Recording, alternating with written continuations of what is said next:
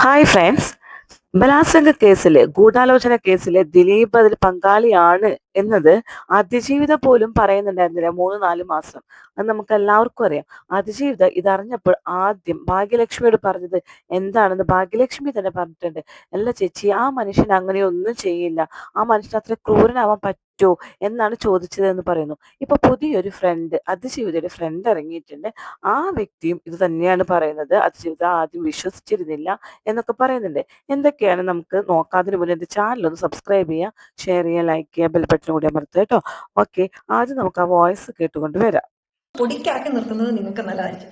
ഇനി എനിക്ക് പാവാടതാങ്കികളോട് പറയാനുള്ളത്, നിങ്ങൾ ദിലീപിനെ സിംഹാസനത്തിൽ ഇരുത്തുകയോ താരരാജാവായിട്ട് വഴിക്കോ, ഇനിയിപ്പോൾ കേരളത്തിന്റെ മുഖ്യമന്ത്രിയാക്കോ, ഇനി പോരാത്തതിന് വേണമെങ്കിൽ വല്ല അമ്പലം പണിത് പ്രതിഷ്ഠയായിട്ട് ആരാധിക്കോ, എന്ത് വേണേലും ചെയ്തോളൂ. നമ്മുടെ വിഷയമല്ല. നമ്മുടെ വിഷയം 8 വർഷം നമ്മൾ ഈ നിയമ പോരാട്ടം നടത്തിയിട്ട് പണവും സ്വാധീനവും ഉപയോഗിച്ച് സാക്ഷികളെ സ്വാധീനിച്ച് നമുക്ക് നീതി നടപ്പാക്കി തന്നില്ല എന്നുള്ളതാണ് നമ്മുടെ വിഷയം. അതില്ല ദിലീപിനെ സിനിമ ചെയ്യേണ്ട, ദിലീപ് ഇവിടുന്ന് വാനിഷ്ഡ് ആവണം എന്നുള്ള യാതൊരു തര അജണ്ടയും നമുക്കില്ല. നിലപാടുള്ള ഒരു സമൂഹം നമ്മുടെ കൂടെയുണ്ട്, സർക്കാർ കൂടെയുണ്ട്, ഇനിയും നീതിന്യായ വ്യവസ്ഥയിൽ വിശ്വസിക്കുന്നുണ്ട്. അതുകൊണ്ട് നമ്മൾ മുന്നോട്ട് പോകുന്നു എന്നുള്ളത് മാത്രമേ ഉള്ളൂ. അത് മാത്രമേ നമ്മുടെ മുമ്പിലുള്ളൂ. അപ്പൊ അതുകൊണ്ട് നമ്മളിന്ന് മുന്നോട്ട് പോകും. നിങ്ങൾക്ക് പറ്റുന്ന പോലെയൊക്കെ നിങ്ങൾ ആക്രമണം നടത്തുമോ, എന്ത് വേണേലും ചെയ്തു. പിന്നെ ഈ ആക്രമണം നടത്തുന്ന പാവാടതാങ്കികളോട് ഞാൻ ഒരു കാര്യം പറയുകയാണ്. ഈ അതിജീവിതയല്ല ദിലീപിന്റെ പേര് പറഞ്ഞത് പോലീസിനോട്. ഈ 3 മാസം കഴിഞ്ഞിട്ടാണ് ദിലീപ് അറസ്റ്റിലാകുന്നത്. ഈ അറസ്റ്റിലാകുന്ന സമയത്തും അയ്യോ ഇത് ശരിയാണോ എന്നുള്ള കൺഫ്യൂഷനായിരുന്നു ഈ പെൺകുട്ടിക്ക് ഉണ്ടായിരുന്നത്. അത് അവൾ എന്നോട് പറഞ്ഞിട്ടുള്ള കാര്യമാണ്, എന്നോട് നേരെ തന്നെ പറഞ്ഞിട്ടുള്ള കാര്യം. കേട്ടല്ലോ, ഇത് ശരിക്കും കൂട്ടുകാരിയോട് അതിജീവിത പറഞ്ഞ കാര്യമാണ്. ദിലീപ് അറസ്റ്റ് ചെയ്തപ്പോഴാണ് അയ്യോ ഇദ്ദേഹം ഇങ്ങനെയൊക്കെ ചെയ്യുമോ എന്ന് ചോദിക്കുന്നത്. അപ്പൊ എന്താ വേണ്ടത്? അതിജീവിതയോടൊപ്പമാണ് ഞങ്ങൾ എല്ലാവരും. പക്ഷെ ഇങ്ങനെ പറയുന്ന കേൾക്കുമ്പോൾ ദിലീപിനെ തൂക്കിലേറ്റിയാൽ മാത്രമേ നീതി കിട്ടൂ എന്നുള്ളൊരു വാദമാണ് ഇവരുടെ മനസ്സിൽ തോന്നിപ്പോകുന്നത്. ശരിക്കും ഇത് ഗൂഢാലോചന ആര് ചെയ്തു അവരെയാണ് ശരിക്കും പിടിക്കേണ്ടത്. നീതി കിട്ടാൻ വേണ്ടി അപ്പീൽ കൊണ്ടുപോകണം. ഇത്രയും ഘോരം പ്രസംഗിച്ചാൽ മാത്രം പോരാ, അപ്പീൽ കൊണ്ടുപോകട്ടെ. ദിലീപാണോ എങ്കിൽ തെളിയിക്കട്ടെ, ദിലീപിനെ പിടിച്ചകത്തിട്ടെ. നമുക്ക് ദിലീപിനോട് പ്രത്യേകമായിട്ട് ഒരു ഇഷ്ടമോ ആ സ്നേഹമോ ഒന്നുമില്ല. നമുക്ക് നീതി കിട്ടണം, അത്രയേ ഉള്ളൂ. പക്ഷേ ഇവിടെ ദിലീപിനെ വെറുതെ പിടിച്ച് ക്രൂശിക്കുന്നത് എന്തിനാണ്?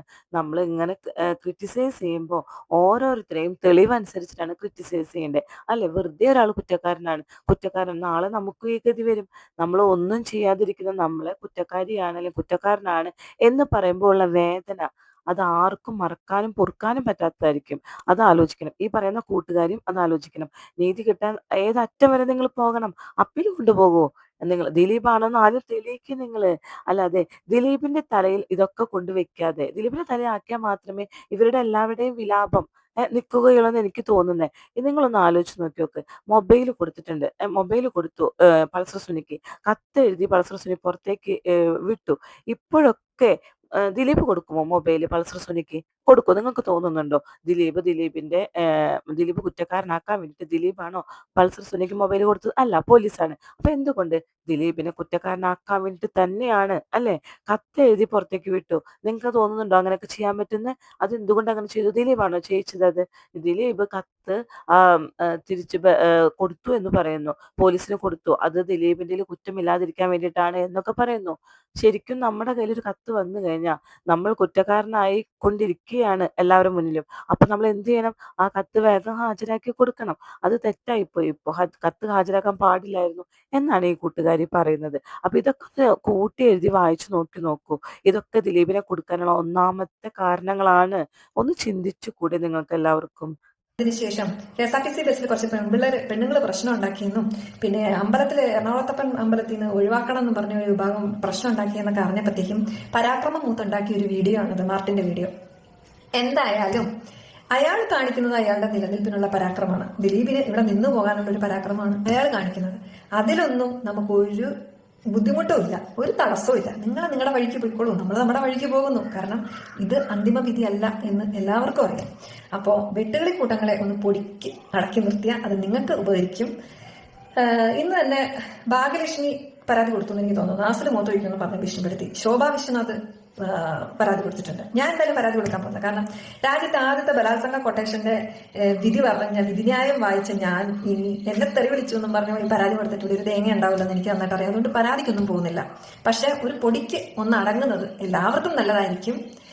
പിന്നെ ഒറ്റ കാര്യം പറയാനുള്ളത്, ദിലീപിനോടൊപ്പം നിൽക്കാൻ ഒറ്റ കാര്യം മതി, അന്ധമായ താരാരാധന.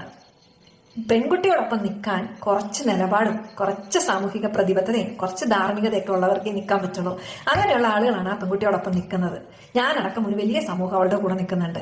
പിന്നെ സത്യത്തിന്റെ മുഖം ഒരിക്കലും മറച്ചു വെക്കാൻ കഴിയില്ല. ഒരു നാളത് പുറത്ത് വരും. അത് അതിൽ വിശ്വസിക്കുന്നതുകൊണ്ടും ഒരു സത്യത്തിനോടൊപ്പം നിൽക്കുന്നു എന്നുള്ളതുകൊണ്ടും ഒരു നിലപാടുകൊണ്ട് നിൽക്കുന്നു എന്നുള്ളതുകൊണ്ട് ആത്മാഭിമാനത്തോടെ തന്നെയാണ് ഇത്രയും സംസാരിക്കുന്നത്. അപ്പോൾ വെട്ടുകളി കൂട്ടങ്ങളോടും പാവാടനാങ്ങികളോടും പറയുവാണ്, വീണ്ടും വീണ്ടും പറയണം, ഒരു പൊടിക്കടങ്ങുന്നത് നല്ലതായിരിക്കും. ഞാൻ പറഞ്ഞത് ഓർമ്മയിലിരുന്നോട്ടെ. ഉയരം കൂടുന്തോറും വീഴ്ചയുടെ ആക്കം കൂടും. നമ്മളിവിടെ അവസാനിച്ചിട്ടില്ല, തുടങ്ങിയിട്ടേ ഉള്ളൂ. അപ്പൊ നിങ്ങളിവിടെ അവസാനിപ്പിക്കരുത്. തുടങ്ങ തന്നെ ചെയ്യണം. നീതി കിട്ടണം. ആരും ദിലീപിനെ അകത്തിടണ്ട എന്ന് പറയുന്നില്ല. തെളിയിക്കാനേ പറയുന്നുള്ളൂ. നിങ്ങൾ എന്തുകൊണ്ട് തെളിയിക്കുന്നില്ല? നിങ്ങൾ ശരിക്കും എന്താണ് ഉദ്ദേശിക്കുന്നത്? ദിലീപിനെ തൂക്കിലേറ്റിയാൽ നിങ്ങളുടെ പ്രശ്നമൊക്കെ മാറൂ. നിങ്ങൾ വെട്ടുക്കിളി കൂട്ടങ്ങളെ, പാവാടത്താങ്ങികളെ, ദിലീപിനെ പ്രൊട്ടക്ട് ചെയ്ത് കഴിഞ്ഞാൽ അവരൊക്കെ വെട്ടുക്കിളി കൂട്ടങ്ങളും പാവാടത്താങ്ങികളുമാണ്. എന്താണ് ഈ ഫ്രണ്ട് ഉദ്ദേശിക്കുന്നത്? മനസ്സിലാകുന്നില്ല. അതിജീവിതയുടെ ഒപ്പമാണ് ഞങ്ങളെല്ലാവരും ഉള്ളത്. നിങ്ങളും ഞങ്ങളൊക്കെ ഉള്ളത്. എങ്ങനെയെങ്കിലും ഈ കേസ് ആരാണ് ഈ ഗൂഢാലോചന ചെയ്തത് ഇത് തെളിയിക്കണമെന്ന് ഞങ്ങളും പ്രാർത്ഥിക്കുന്നുണ്ട്. നിങ്ങളെപ്പോലെ തന്നെ. അത് ദിലീപന്നെ ആവണം എന്ന് നിങ്ങളുടെ മനസ്സിലുള്ള ചിന്തയാ. പക്ഷെ ഞങ്ങൾക്കതില്ല. ഞങ്ങൾക്കെന്താണ് കുറ്റവാളി ശിക്ഷിക്കപ്പെടണം. അത്രയേ ഉള്ളൂ. ദിലീപിനെ കുരിശിലേറ്റണമെന്ന് ഞങ്ങൾക്ക് യാതൊരു നിർബന്ധവുമില്ല. നടിക്ക് നീതി ലഭിക്കണമെങ്കിൽ ദിലീപ് അനുഭവിക്കണം എന്ന് പറയുന്നതിനോടാണ് ഞങ്ങൾക്ക് യോജിപ്പില്ലാത്തത്. അല്ലാതെ നീതി ലഭിക്കേണ്ടെന്നല്ല ഞങ്ങൾ പറയുന്നത്. ഇനിയിപ്പോ ജനവിധി കുറെ തേടുന്നത് ഞാൻ കണ്ടു. ഓരോ ചാനലിൽ കണ്ടു. അപ്പൊ ജനവിധി തേടുമ്പോൾ അവരെല്ലാവരും പറയുന്നത്, ജനങ്ങളെല്ലാവരും ഒരു 60% ദിലീപിനെ തുണയ്ക്കുന്നവരാണ്. ദിലീപിനെ വെറുതെ വിടണം എന്ന് തന്നെയാണ് എല്ലാവരും പറയുന്നത്. കാരണം എന്തിനാണ് ഒരാളെ ഇത്രയധികം ക്രൂശിക്കുന്നത്? കോടതി പോലും വെറുതെ വിട്ട ആളാണ്. ഇനി നിങ്ങൾ അധികം തെളിവ് സംഘടിപ്പിച്ചു വരൂ. അപ്പൊ നമുക്ക് നോക്കാം. തെളിവ് അനുസരിച്ചിട്ട് ഞങ്ങളൊക്കെ പറയുകയുള്ളൂ. അല്ലാതെ ഒരാളെ ക്രൂശിക്കണം ക്രൂശിക്കണം എന്ന് ഞങ്ങൾ ഒരിക്കലും പറയില്ല. നിങ്ങൾക്കുള്ള വൈരാഗ്യം ഞങ്ങൾക്കില്ല ദിലീപിനോട്. ഞങ്ങൾക്ക് ആ ക്യാരക്ടേഴ്സിനെ കണ്ടിട്ടുള്ളതാണ് ദിലീപിന്റെ ഒരുപാട്. ദിലീപ് 2 പെൺമക്കളുടെ അച്ഛനുമാണ്. അപ്പൊ അങ്ങനെ ചെയ്യില്ല. ഒരു കോടതിയിൽ നിങ്ങൾ ഇതുവരെ 8 വർഷം നിങ്ങൾ കാട്ടിക്കൂട്ടിയത് വെറും സുനി എന്ന് പറഞ്ഞ ആ ഒരു എന്താ പറയാ തേർഡ് റേറ്റ് ഗുണ്ടയുടെ വാക്ക് മാത്രം കേട്ടുകൊണ്ടല്ലേ എല്ലാവരും കാട്ടിക്കൂട്ടിയത്.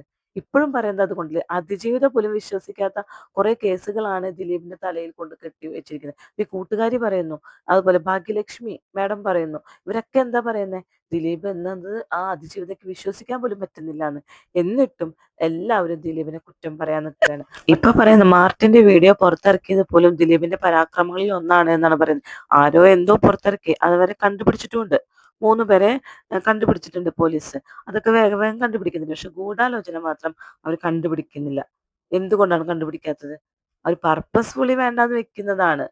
നമ്മളിപ്പോ കോടതി തന്നെ പറഞ്ഞിട്ടുണ്ട് ഈ ഷെയിം എന്ന്. പോലീസിനോട് തന്നെയാണ് പറഞ്ഞത്. വളരെ ഷെയിം ആയിട്ടുള്ള തെളിവുകളാണിതെന്ന്. നമ്മള് പറയുന്നതല്ല. അപ്പൊ തന്നെ നമുക്ക് ചിന്തിച്ചൂടെ? കോടതി അങ്ങനെ പറയണത് എന്തുകൊണ്ടായിരിക്കുംന്ന്? ഇനി പറയും കൈമടക്ക് കിട്ടിയത് കൊണ്ടാണെന്ന്. അതിപ്പോ ഒരുവിധ വിഭാഗം ആൾക്കാര് പറയാം. എന്നാ പിന്നെ മേൽക്കോടതിയിലേക്ക് പോകട്ടെ. കോടതികൾ ഇഷ്ടപ്രകാരം ഉണ്ടല്ലോ. മേൽക്കോടതിയിലേക്ക് അപ്പീൽ പോട്ടെ. എന്നിട്ട് തെളിയിക്ക്. ഞങ്ങൾക്ക് എല്ലാവർക്കും അറിയണം ആരാണ് ചെയ്തതെന്ന്.